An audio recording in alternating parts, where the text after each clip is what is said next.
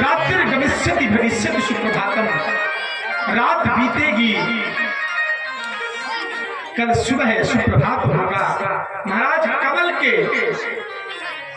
पराग को लेते हुए भंवरा महाराज कल्पना करता है,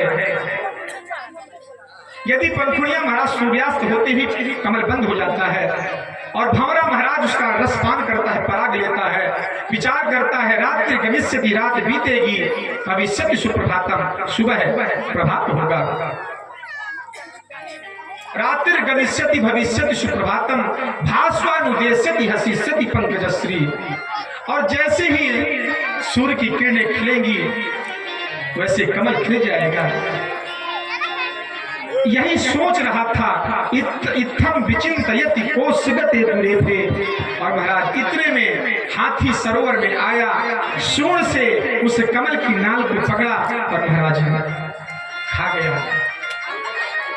कहने का मतलब एक भी क्षण महाराज यदि कुछ सोचोगे बिना ईश्वर के वहीं गोता खाओगे। काल करे सो आज करे, आज करे सो अब। और महाराज हम लोग किसी भी कार्य को महाराज आज नहीं कल कर लेंगे, कल की बात परसों पर, परसों की बात महाराज नरसों पर छोड़ देते हैं। जिसने महाराज समय को नहीं पकड़ा वो जीवन में कुछ कर नहीं पाया। जिसने समय को साधा है महाराज उसने सब कुछ साध लिया। अच्छे अच्छे महाराज पैसे वाले सोचें कि घड़ी बंद हो जाए, इतने करोड़ ले लो, महाराज घड़ी बंद नहीं होगी। प्रकृति का नियम है।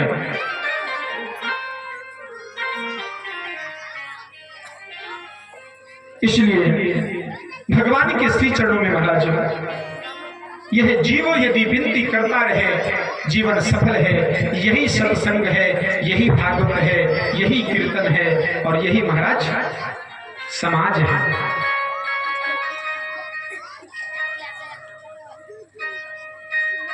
भगवान ने कुब्जा के घर में जाकर के महाराज कृपा करी। अक्रूर जी पर महाराज भगवान ने कृपा करी। न नाम कृष्णम रामम चैरप्य विवादितः पूजयामास विधिवत कृतासन परिग्रह। और अक्रूर जी का महाराज हस्तिनापुर की यात्रा होती है। समय की मर्यादा देखते हुए हम कथन में और आगे चले। जब से महाराज कंस मारा गया तो कंस की जो पत्नी थी जरासंध की पुत्री अस्ति और प्राप्ति जाकर के महाराज पिता से कहने लगी, इसने आपके दामाद को मारा है और इसको भी छोड़ो नहीं। उधर महाराज शूर्पणखा ने रावण को जो है भड़काया था, लंका सोने की, त्रिलोक में तेरा डंका बजता है और तेरी बहन की ये हालत। कुंभकर्ण ने कहा कि भाई तो उसका मैं भी था। महाराज एक बात मैं आपको बताऊं, कुंभकर्ण सो रहे थे और जब नींद से महाराज जगाया गया तो जैसे ही दूतों ने कहा कि भगवान रावण ने आपको जगाया है, क्यों, क्या विपत्ति आ गई? तो महाराज कहता है जैसे उन्होंने बताया कि सीता को हर लिया है, राम जी आ गए हैं युद्ध के लिए, तो महाराज सबसे पहला शब्द यही निकला है, जगदम्बा को हर लाए, मां सीता को हर लाए। और इसके बाद जैसे महाराज उसने रावण को मनाने की कोशिश की, रावण ने सोचा कि इसके अंदर तो सात्विक गुण है और महाराज उसको मदिरा पिला दी गई। मदिरा पिएगा इसकी बुद्धि विकृत हो जाएगी और यह युद्ध करेगा। पत्नियों ने कहा अपने पिता से, पुत्रियों ने, कंस की पत्नियों ने कि पिताजी इसने आपके दामाद को, हमारे पति को मारा है, इसको भी आप मारो। अस्ति प्रातिश कंसस्य महिषो भरतर्षभ मतेर भरतरि दुःखाते यतुः स्म प्रतिगृहान् परित्राणाय साधूनां विनाशाय च दुष्कृताम् धर्म संस्थापनार्थाय संभवामि युगे युगे। जरासंध ने महाराज भगवान को ललकार दिया।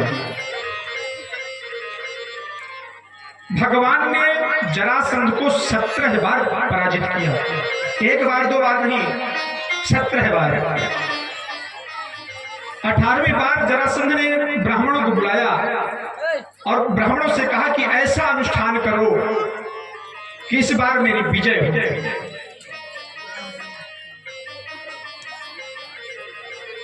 ब्राह्मण के पास में जरासंध गया, ब्राह्मणों से कहता है आचार्य से कि ऐसा कोई मुहूर्त निकालो, ऐसी कोई युक्ति निकालो, कोई मंत्र निकालो, कोई तंत्र निकालो, इस बार द्वारिकाधीश को मैं परास्त करके आऊं। पैसा कुछ भी लगे, खर्च कुछ भी हो, लेकिन ब्राह्मण ध्यान देना, यदि मैं विजय होकर के आया तो मैं इतना कुछ दे दूंगा कि दोबारा मैं किसी के घर में जाने की जरूरत नहीं होगी, और यदि मैं परास्त होके आया तो मैं तुम सबके सर को कलम कर दूंगा। अब तो महाराज ब्राह्मणों ने सोचा कि यह तो आतताई है, दुष्ट है, राक्षस है, दैत्य है। तो महाराज भगवान से विनती किए ब्राह्मण के अधीन मंत्र और मंत्र के अधीन देवता। ब्राह्मणों ने कहा प्रभु इस दुष्ट से बचाओ, कैसे बचना होगा। और महाराज आचार्य के मन में एक युक्ति सूझी, उसने सोचा कि भगवान से ना तो कोई मंत्र काम करेगा, ना कोई तंत्र काम करेगा, और महाराज सभी ब्राह्मण एक साथ लेके माला जपने लगे, भगवान भाग जाना, भगवान भाग जाना, भगवान भाग जाना। यदि आप नहीं भागोगे तो यह दैत्य हम सबको मार देगा। और महाराज ब्राह्मणों की आवाज को सुन करके, उनके हृदय के महाराज भाव को समझ करके भगवान ने कहा चिंता मत करो, कभी कभी भगवान को भी भक्तों से काम पड़े, जाना था गंगा पार प्रभु के वट की नाम चढ़े। भगवान ने कहा ब्राह्मण चिंता मत करो, इसको आने दो, और ब्राह्मणों की लाज, संतों की लाज, यह बात मिथ्या ना हो, समाज इसका अनादर न करे। और महाराज पीठ दिखा करके भगवान द्वारिकेश युद्ध भूमि को छोड़ दिया, और तब से भगवान का नाम रणछोड़। भगवान ने ब्राह्मणों के हित में, ब्राह्मणों के लिए, संतों के लिए, इस धर्म को बचाने के लिए कि ब्राह्मण का अपमान ना हो, ब्राह्मण नीचता की ओर न जाए, ब्राह्मण को लोग पूजें, ब्राह्मण की बात को कदर करें, ब्राह्मण के अंदर ब्राह्मणत्व हो, और लाज बचाने के लिए भगवान खुद अपने नाम के आगे महाराज रणछोड़ लगा लिया। बोलो द्वारकाधीश भगवान की, बोलो रणछोड़ भगवान की। कालियवन का महाराज भस्म होना, मुचकुंद का उद्धार करते हैं। योग माया से द्वारिका विश्वकर्मा को आदेश दिया कि अब तो हमें कोई दूसरा स्थान चुनना चाहिए, क्योंकि दुश्मनी बहुत हो गई है। और महाराज विश्वकर्मा को आदेश दिया कि जाकर के समुद्र के बीच में एक द्वारिकापुरी का निर्माण करो, और सबको योग माया के द्वारा ब्रज से द्वारिका में रख दो। जैसे महाराज द्वारिकापुरी का निर्माण हुआ, विश्वकर्मा ने द्वारिकापुरी बनाई, योग माया के द्वारा सभी ब्रजवासियों को सोते हुए उठाकर के द्वारिका में रख दिया। जैसे महाराज सुबह जगे, किसी को पता नहीं, ना द्वार का पता, महाराज द्वार कहाँ, सभी ब्रजवासी ऐसे ने कहा, तो महाराज उसका नाम द्वारिका पड़ गया। द्वार कहाँ, चूंकि ब्रजवासी नई जगह पर आए थे और सोते हुए योग माया ने उठाया था, द्वारकापुरी का निर्माण हुआ। बोलो द्वारिकाधीश भगवान की। और महाराज राजा परीक्षित कहते कि भगवान की विवाह की वह मंगल कथा मुझे सुनाओ। सुखदेव जी महाराज कहते हैं, राजा शीत भीष्म को नामो विदर्भाधिपतिर्महान, कस्य पंचा भवन पुत्र कन्या चा वरानना। महाराज बलदेव जी का विवाह है अनर्थ देश के राजा कुकुदमा की पुत्री रेवती के साथ में हुआ। और भगवान श्री कृष्ण का प्रथम विवाह है विदर्भ देश के राजा भीष्मक की पुत्री वैदर्भी के साथ में महाराज हुआ। सबकी महाराज इच्छा है कि इसका विवाह शिशुपाल के साथ में हो, लेकिन रुक्मणी महाराज जगदम्बा है, पराम्बा है, भगवती हैं, वह मन से वर्ण कर चुकी है भगवान का। सुत्वा गुणान भुवन सुंदर शृण्वतान दे, और ब्राह्मण को बुलाया, एक पत्र लिखा कि मैंने आपके बारे में सुना है, आपके गुणों के बारे में मैंने सुना है।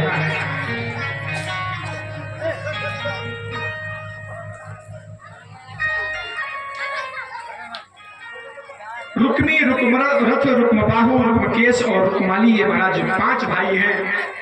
पांचों ने महाराज सेना की इतनी दुरुस्त व्यवस्था कर दी कि कोई बाहरी राजा ना आ पाए। शिशुपाल को संदेह हुआ कि लगता है कि वह छलिया आ सकता है, और महाराज बार बार रुक्मी से कहने लगा, रुक्मी तुम नहीं जानते उस छलिया को, मैं जानता हूं, मेरी रिश्तेदारी है उससे, और ऐसा कुछ मत करना कि लोग हंसे। और महाराज यहां से मंदिर तक में पूरी व्यवस्था महाराज दुरुस्त कर दिया। रुक्मी ने शिशुपाल से कहा कि मित्र तुम चिंता मत करो, ये यहाँ कदम भी नहीं रह सकता है। और भगवान ने जैसे ही रुक्मणी ने ब्राह्मण को बुलाकर के पत्र दिया और भगवान को स्मरण किया, भगवान ने कहा भाव ही भाव में कि रुक्मणी तुम चिंता मत करो, मैं तुम्हारा वर्ण करूंगा। और महाराज उस पर लिखा था कि हमारे कुल की मर्यादा है कि कात्यायनी पूजन के लिए हम जाते हैं, और जैसे वहां जाएंगे आप वहां आ जाना और मुझे ले जाना।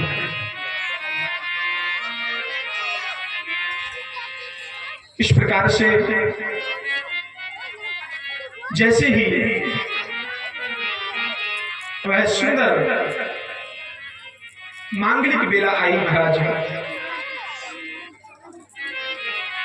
भगवान अपना रथ बढ़ाए, मन के महाराज वेग से रथों को महाराज बढ़ाते रहे, पहुंच गए। और जैसे ही कात्यायनी का रुक्मणी ने पूजन किया, कात्यायनी महामायो महायोगी नधीश्वरी नंद गोप सुतम देवम पति में कुरुते नमः। मैंने पिछले स्कंद में बताया था कि गोपिकाओं ने कात्यायनी का पूजन किया कि हमको पति स्वरूप में भगवान श्री कृष्ण प्राप्त था। और सभी सैनिक महाराज देखते रह गए उस स्वरूप को। भगवान ने हाथ बढ़ाया, रुक्मणी ने हाथ पकड़ा और महाराज रथ पर बैठाल करके भगवान ले जाते हैं। और जैसे महाराज ले गए, संतों ने कहा कि इतने सैनिक द्वार पर लगे थे, तो संतों के भाव हैं। सैनिक कहते हैं कि वाह कितना सुंदर पीतांबर है, कितना सुंदर जोड़ी है। और महाराज उनको निहारने लगे, इतने भगवान 9-11 हो गए। बोलो द्वारिकाधीश भगवान की जय। और सखियां कहती हैं, रुक्मणी आओ मेरी सखियों मुझे मेहंदी लगा दो, मेहंदी लगा दो मुझे ऐसी सजा दो, मुझे मेरी सखियों मुझे मेहंदी लगा दो मुझे ऐसी सजा